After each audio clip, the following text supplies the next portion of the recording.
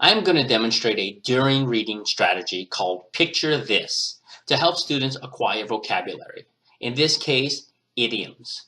After reading and discussing the article with the class, students are to independently reread the article and find 10 examples of idioms that they will place in their figurative language portfolios.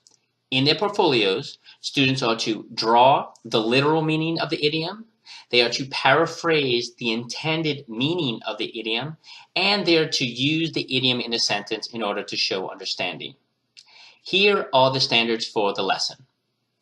The content area standards for this lesson is Common Core Reading Literature 8.4 to determine the meaning of words and phrases as they are used in the text, including figurative and connotative meaning.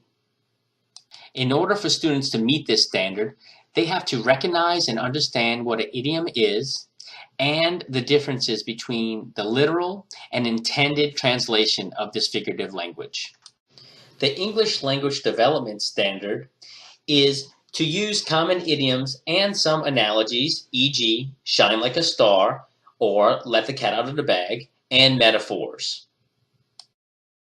Here's the rationale for this strategy. With idioms, drawing pictures makes it easier for students to see the difference between the literal meaning and figurative meaning, as well as the correlation between written word and picture description.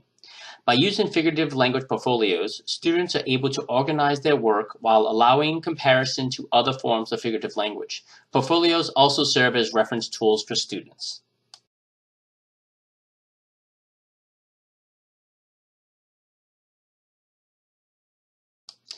Okay, class, now that we're done discussing the article about idioms, I want you to take out your figurative language portfolios.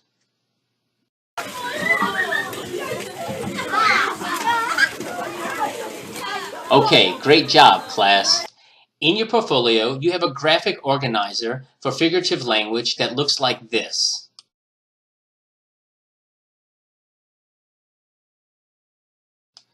Okay, before we fill out this graphic organizer, let's get an example of an idiom. Who can give me an example? Jay. Perfect. It's raining cats and dogs. Now, who, in their own words, can define the intended meaning of it's raining cats and dogs?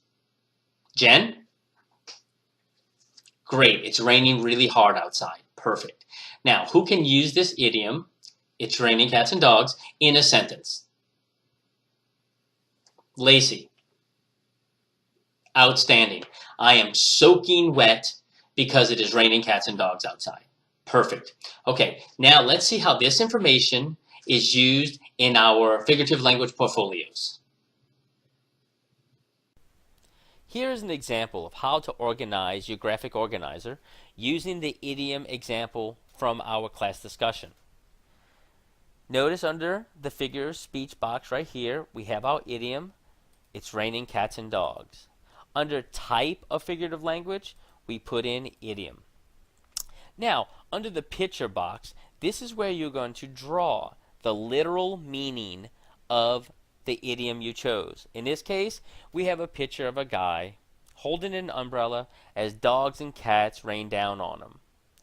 For the next box, under meaning, this is where you put the intended meaning of your idiom, but remember to put it in your own words. So, from our discussion, we came up with, it's raining really hard. Now for the sentence, this is where you're going to show that you understand the idiom by using it in a sentence. So from our discussion, we came up with, I am soaking wet because it's raining cats and dogs outside. Now remember, you are to choose 10 different idioms found in the article we just read. You are to fill out each page of your portfolio just as we have right here. Okay, are there any questions concerning how to fill out your graphic organizer using these idioms? Okay, if there are no more questions, you can begin.